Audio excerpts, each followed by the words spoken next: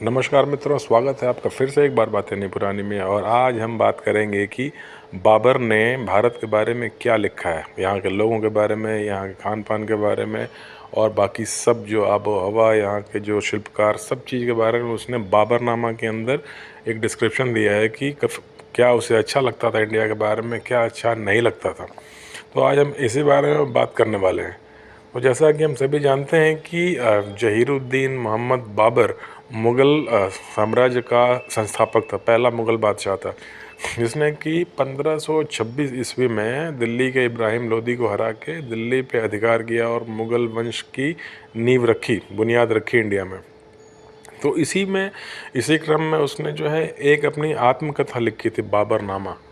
ये नाम आपने सुना होगा। ये वही किताब है जिसमें उसने अपने ज़िंदगी के लगभग 18-20 साल जो उसके पीक टाइम रहा है उसके बारे में उसने लिखा है। और बाबरनामा के अंदर जो है उसने भारत के बारे में बहुत सी बातें लिखी है, जैसे कि यहाँ पे क्या अच्छा खाने पीने को नहीं, काफ़ी उसने नेगेटिव बातें भी लिखी है कि यहाँ ढंग के अच्छे लोग नहीं हैं, यहाँ कोई सुंदरता नहीं है वगैरह वगैरह। और काफ़ी सारी बातों में उसने भारत का तारीफ़ भी किया है। इसके अलावा उसने यहाँ की राज व्यवस्था और जो उस समय शक्तिशाली राजा थे, कहाँ कहाँ उसे कठिनाइयों का सामना करना पड़ा, इस बारे में भी डिटेल में लिखा है। और जैसा कि हम सब जानते हैं कि बाबर का जो जीवन काल था वो छोटा था, मात्र 48 साल की उम्र में लगभग उसकी मृत्यु हो गई थी। और जो भारत में उसका राज था वो भी काफ़ी छोटा था, यानी कि सिर्फ 4 साल उसने राज किया है इंडिया पे, 1526 से लेके 1530 तक। तो इस दौरान जो कुछ भी भारत के बारे में वो देख पाया, समझ पाया भारत को जितना, जाहिर सी बात है उसने उसी बारे में लिखा हुआ है। तो चलिए अब हम बात करते हैं इस किताब के बारे में। तो बाबरनामा बेसिकली टर्की यानी तुर्किक भाषा में बाबर ने खुद अपने हाथों से ये किताब लिखी थी।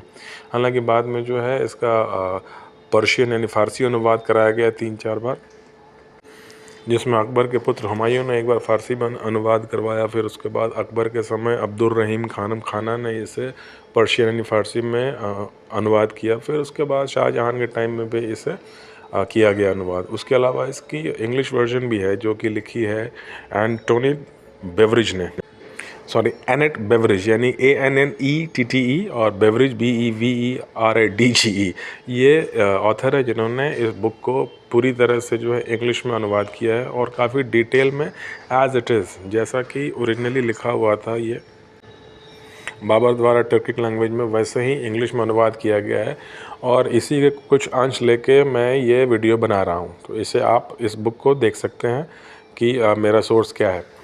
एनेट बेवरेज द्वारा लिखा हुआ, मतलब जो ट्रांसलेटेड वर्जन है बाबरनामा का।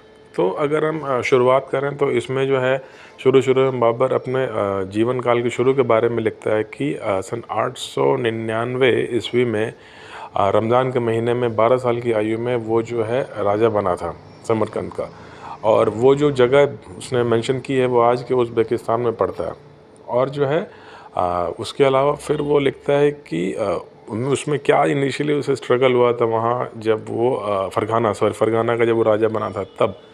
फिर उसके बाद चलिए हम आगे बात करेंगे इंडिया के बारे में कि उसने इंडिया के बारे में क्या क्या लिखा है। तो सबसे पहले वो कहता है कि सिंधु नदी यानी इंडस रिवर को पार करने के बाद सारा इंडिया ही इंडिया है, यानी कि इंडस या सिंधु नदी के आगे जो भी टेरिटरी है, ज़मीन है, जो लोग हैं, समाज है, वो सब इंडिया है। उसने ये भी मेंशन किया है कि इंडिया जो है ये मतलब 3 तरफ से पानी से घिरा हुआ है, यानी कि समुद्र है इसके 3 तरफ, जो कि बात सही है।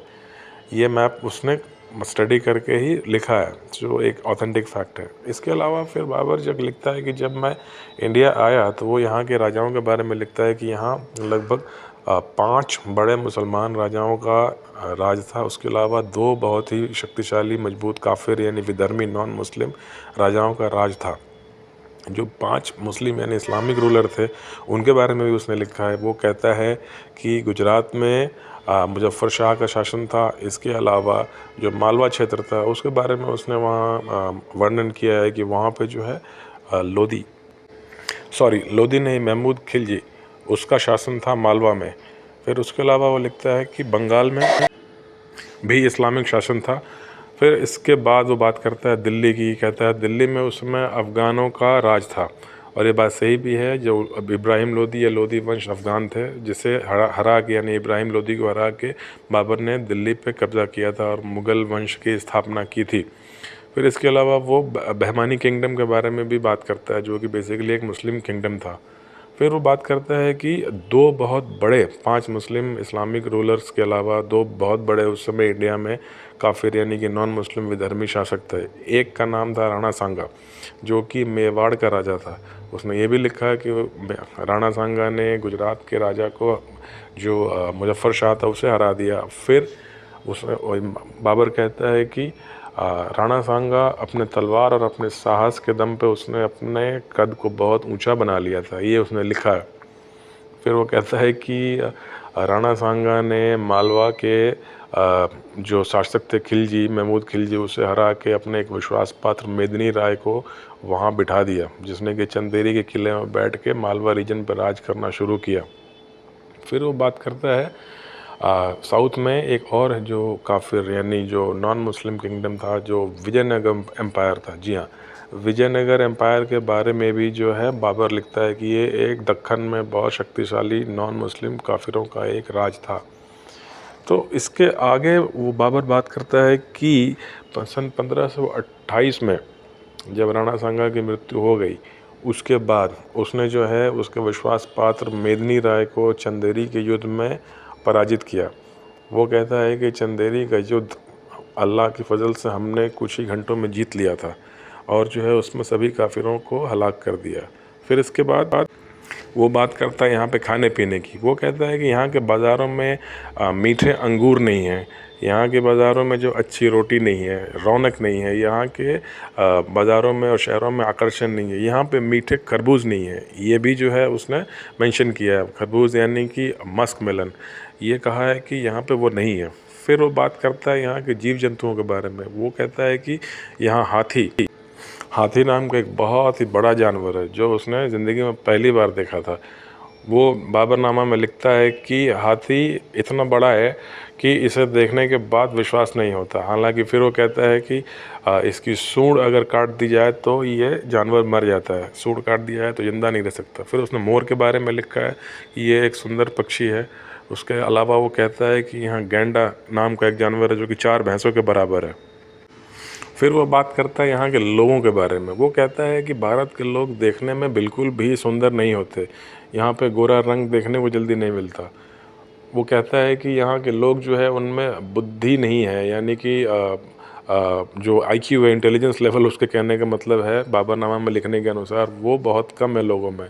ये लोग तहज़ीब नहीं जानते, कपड़े पहनने का ढंग नहीं जानते। वो कहता है कि जो यहाँ पे खेतों में काम करने वाले लोग हैं या जो मज़दूर हैं, वो कपड़े नहीं पहनते, वो सिर्फ कमर के नीचे जो है कुछ एक लंगोट पहनते हैं, यानी कि जो धोती जैसा एक लपेट कर रखते हैं। इसके अलावा वो कपड़े पहनना नहीं जानते।